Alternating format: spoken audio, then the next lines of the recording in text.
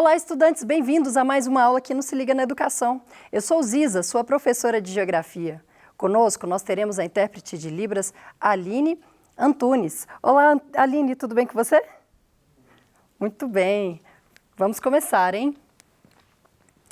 Na aula de hoje, nós estamos falando sobre unidades de conservação para o 7º ano. E hoje teremos também a convidada Janine de Oliveira, a ambientalista, que participou conosco também em outras aulas deste bimestre. Essa aula está baseada na seguinte habilidade: identificar e comparar unidades de conservação existentes no município de residência e em outras localidades brasileiras, com base na organização do SNUC, que é o Sistema Nacional de Unidades de Conservação, destacando sua importância na manutenção dos recursos hídricos e da biodiversidade natural e cultural. Especificamente na aula de hoje, nós vamos reconhecer a relevância das unidades de conservação, as UCs, em favor da preservação do meio ambiente, assim como aprofundar em questões ambientais da metrópole Belo Horizonte, com a participação da ambientalista convidada Janine de Oliveira. Aliás, essa vai ser a nossa última aula do 4º bimestre do 7º ano, então aproveita bastante. E acompanha com o seu caderno aberto, vamos fazer essa reflexão, essa atividade aqui. Então, abra o seu caderno de geografia e acompanhe nessa atividade. Na região que você mora, existem praças, parques que proporcionam maior contato com a fauna e flora local original? Elabore um parágrafo defendendo a criação de mais áreas preservadas e discorra sobre a importância da educação ambiental para a sua vida. Proponha essa reflexão com seu professor de redação, de português, de geografia, de ciências, e vamos discutir mais em favor de mais áreas verdes.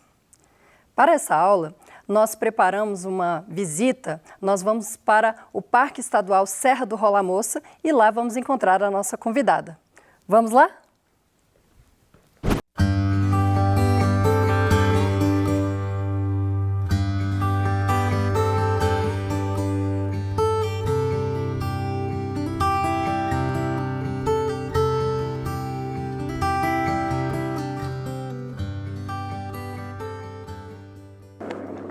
Olá, estudantes! Chegamos aqui na Unidade de Conservação Parque Estadual Serra do Rola Moça.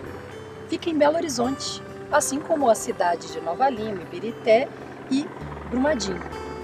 Ao fundo, podemos ver a cidade de Belo Horizonte com destaque, com uma visão mais privilegiada da região do Barreiro. Onde estamos? Estamos numa altitude de 1.400 metros de altitude aproximadamente. Nessa aula, então, vamos falar mais um pouco sobre as unidades de conservação e o desenvolvimento sustentável.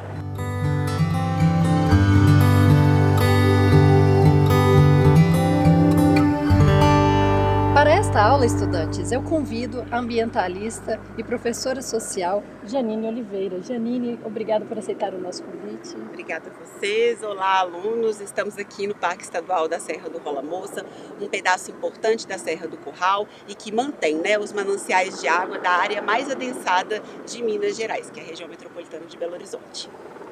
E aqui, como a gente pode ver também, por ser uma área verde, ela realmente é uma área de recarga, ou seja, por ser uma área permeável, nós temos a recarga dos aquíferos, que quando estamos na cidade, nós temos asfalto e que impedem realmente o acesso ao lençol freático. Sem contar os indicadores, de qualidade de vida, os indicadores ambientais que vão para dentro da cidade, isso quer dizer, eles controlam a temperatura, o ar, e isso tudo interfere na saúde das pessoas, E é uma unidade de conservação também que se debruça, a preservar os topos de morro, e isso é importantíssimo quando a gente está falando de água também. Aqui, estudantes, encontra a zona de transição entre a Mata Atlântica, Cerrado, que podem ser de campos de altitudes, campos abertos e campos ferruginosos. Por aqui mesmo nós conseguimos ver essa grande ondulação relacionada à geologia de rochas cristalinas muito resistentes e que mantém essas cristas e afloramentos das rochas ferruginosas. Se trata de um local, que está na região metropolitana de Belo Horizonte, conhecido como quadrilátero ferrífero, que é o nosso aquífero. Então, a porção que a gente está da Serra do Curral, mais conhecida como Serra do Rola Moça, é uma área importante de recarga dos nossos aquíferos. E também traz muitos indicadores de qualidade de vida, são chamados, né, e conhecidos como serviços ecossistêmicos. Então essa é uma área também que nos presta inúmeros serviços ecossistêmicos.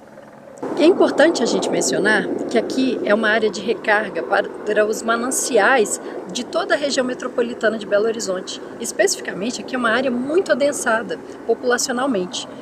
Por isso, a Copasa faz uma captação de água que abastece toda a cidade, além de Ibirité, Brumadinho, Nova Lima.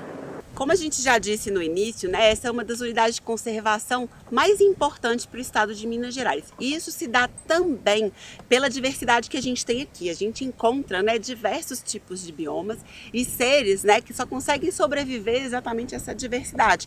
Então a gente vai ter seres que dormem na Mata Atlântica e comem no Cerrado, né, na savana, ou vice-versa. Então as unidades de conservação, elas também têm esse valor, né, nos prestam também esse serviço de carregar a diversidade biológica, que é o que dá a condição de existência da nossa espécie.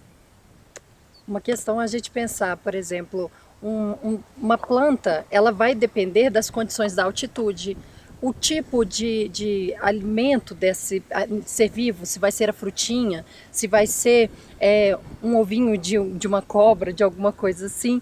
Então, quando a gente vê essa biodiversidade, ela é complementar, elas existem e coexistem em equilíbrio. Quando a gente vê, por exemplo, o evento de uma queimada, nós estamos falando de uma transformação do espaço e a perda da continuidade da existência dessas espécies. E por isso, a gente precisa da criação das unidades de conservação, que são importantes instrumentos ambientais para garantir a resistência, de fato, dessas áreas verdes. Inclusive quando a gente consegue, né, colocar uma ferramenta de proteção, no caso as unidades de conservação, né, a gente também tem inúmeros outros passos que são dados, por exemplo, o próprio plano de manejo, que já é um estudo aprofundado da área que vai nos dizer, né, que vai classificar e qualificar tudo que a gente tem de riqueza dentro dessa área verde, né?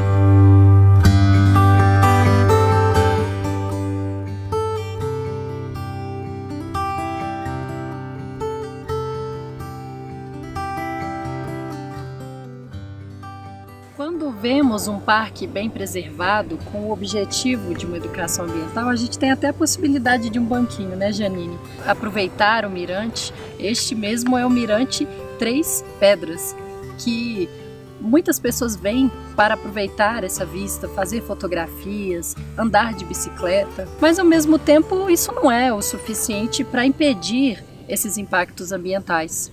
A nível global, já sabemos que temos muitas questões para resolver, muitas questões de resistência de povos tradicionais, de espaços de áreas verdes, biomas em ameaça de extinção. O aquecimento global sendo uma grande força da natureza, mostrando esse desequilíbrio no padrão climático. E ao vermos as leis brasileiras, nós temos instrumentos, nós temos meios para isso, que são as unidades de conservação. Ao mesmo tempo que a sociedade tem que tomar conhecimento desse poder e dar também mais importância às fiscalizações, aos instrumentos de gestão ambiental. E as unidades de conservação vão fazer, né, exatamente esse trabalho, né, de resistência e preservação desses territórios. Já que a gente tem, dentro do mundo todo, em Minas Gerais não é diferente, um avanço muito grande de determinados setores, né, e um desequilíbrio na natureza. Então, esses serviços ecossistêmicos são, né, as questões, os fatores que mantêm a qualidade de vida e a saúde das pessoas em dia. E um debate ambiental muito importante que o mundo propõe é o desenvolvimento sustentável. A ONU, ela propôs, junto com todas as agendas ambientais, a ideia do equilíbrio entre o interesse social, o interesse econômico e o interesse ambiental. E o interesse ambiental, querendo ou não, quem deve fazer voz somos nós mesmos. O social ainda consegue ter essa representação pelas comunidades, pelos espaços comunitários. Quando vemos a questão econômica, é uma pressão, muitas vezes com instrumentos, com meios que são até mesmo perversos, pois eles utilizam as entrelinhas das leis, acabam gerando vícios de processos e até mesmo uma ideia de corrupção, de suborno, que paralelamente atrapalham toda uma proposta ambiental que está pensando a longo prazo para a sociedade. Aqui mesmo a gente vê a importância para o interesse da água. A água não é apenas para o abastecimento da cidade. O próprio capital tem um interesse pelo uso da água para a indústria de bebidas, por exemplo. É também, né, dentro da política ambiental do SNUC, né, que cria as unidades de conservação, que a gente vai ter a possibilidade de participação ampla, né? O modelo de gestão brasileiro das unidades de conservação, ele é triparte. Então a gente vai ter o setor privado, o público e a sociedade civil, né, presente nesses conselhos e podendo intervir, né, no que vai ser decidido que pode ou não colocar aquela unidade de conservação em risco. Então tem um licenciamento ambiental acontecendo de uma empresa de mineração, por exemplo, que quer entrar e que pode danificar a unidade de conservação. É nesse conselho, é essa instância participativa que há de se ver todas as partes, todas as vontades dessas partes, toda a técnica envolvida. É a hora de ler o plano de manejo das unidades de conservação e dizer, né, se é viável ou não aquela atividade que está tentando se instalar ali. Por exemplo, uma área com interesse minerário. E aí, estudante, quando você precisa dessa atividade, você faz todo um plano de manejo, ou seja, vai preservar essas nascentes, essas matas ciliares, tem que ter uma compensação ambiental.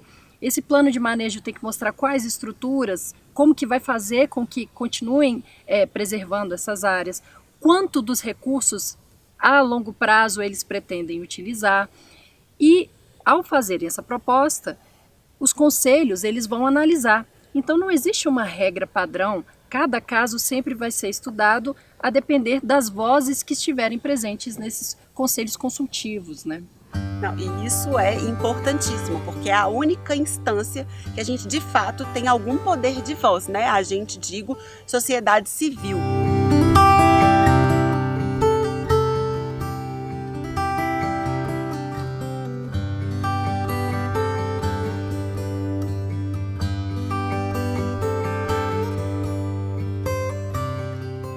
Nossa, Janine, aqui o tempo até passa mais devagar, né? Quando a gente tem um contato com a natureza, é uma experiência muito única e num espaço tão próximo de Belo Horizonte. Conseguimos ver Belo Horizonte daqui.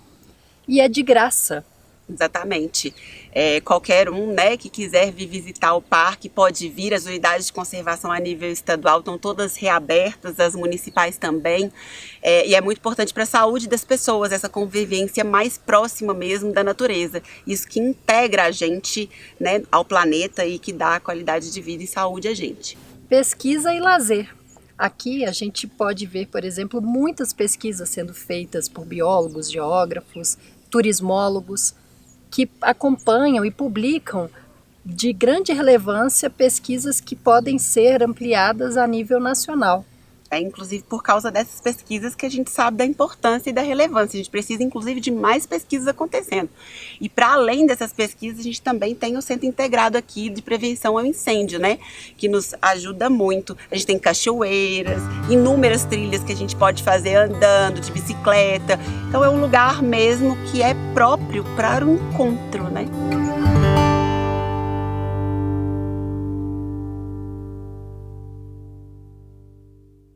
Estamos de volta nos estúdios para a nossa aula e Janine voltou aqui conosco. Bem-vinda aos nossos estúdios. Obrigada.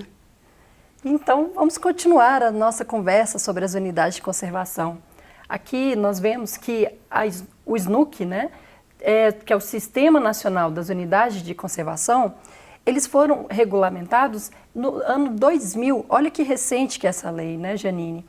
E, a partir desse sistema nacional, serve como referência para a criação das unidades de conservação, que podem ser classificadas entre unidades de proteção integral e as de uso sustentável. mas não é só a SNUC que vai fazer essas áreas de conservação, né, Janine? Exatamente, né? Lembrando que os maiores avanços que a gente teve do ponto de vista ambiental, legislativamente falando, eles se deram no final da década de 90 e início dos anos 2000. Então, nosso Código Florestal também é dessa época, a Lei das Águas, que é a 9433, também é desse período, né? Infelizmente, a gente passa por um período onde a gente tem tido mudanças nessas leis e isso prejudica muito, né, a proteção das áreas.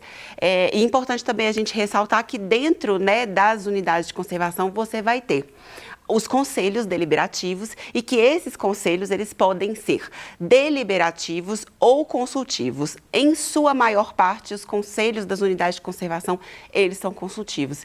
E isso quer dizer que eles são consultados. Eles dividem parte da responsabilidade da gestão dessas unidades de conservação e eles só servem como consulta. E isso quer dizer que as decisões ainda são tomadas pelas instituições que são as competentes para tomar conta das unidades de conservação.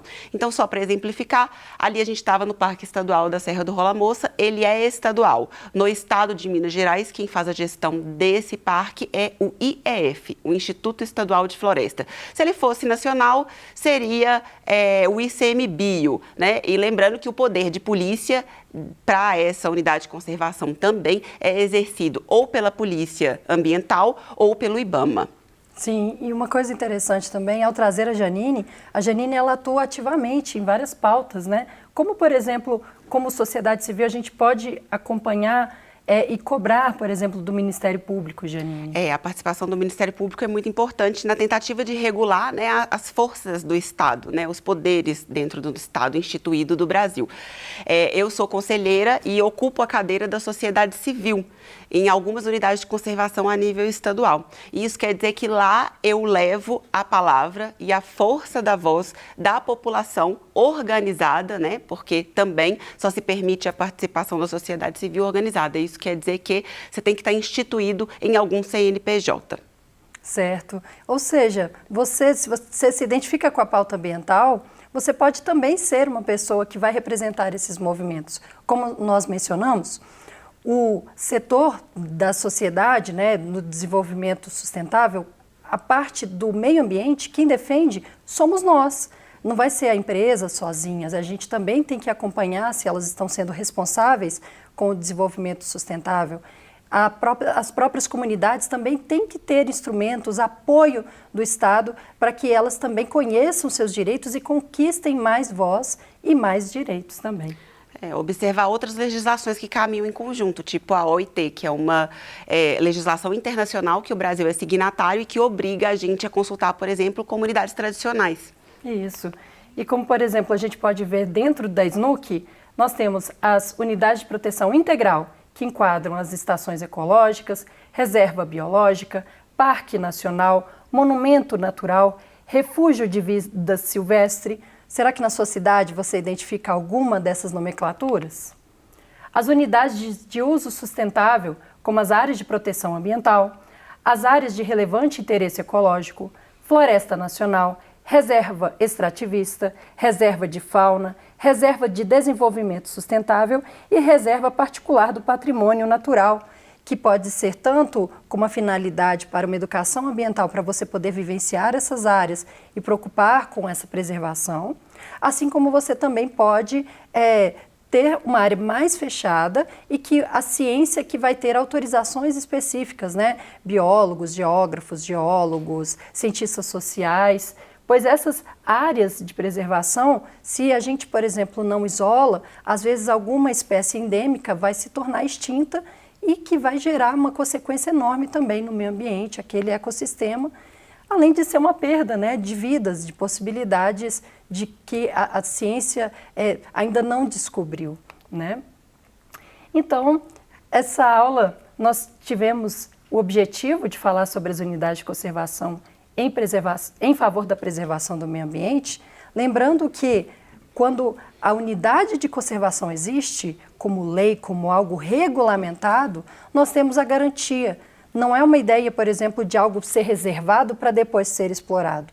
Do contrário, é algo que a gente deve sempre preocupar com a conservação, impedir ter controle dos riscos ambientais que possam acontecer E até mesmo ao termos contato com essas áreas, nós começamos a perceber que o ar que a gente respira dá para ser melhor, a água que a gente consome dá para ser mais potável, mais limpa, como que essas matas garantem todo esse ciclo hídrico que a sociedade, nós precisamos para viver, né? E essas questões ambientais não se esgotam por aqui. Esse foi um exemplo na região metropolitana e que, em escala global também, cada caso vão ter as suas especificidades, né? Janine, eu agradeço demais a sua companhia.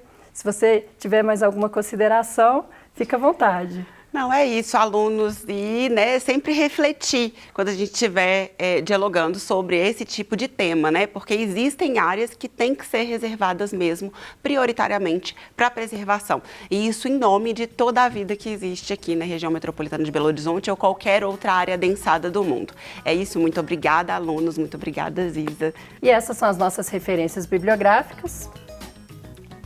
E nos vemos na próxima aula. Obrigada, Janine. Obrigada a todos. Tchau, tchau.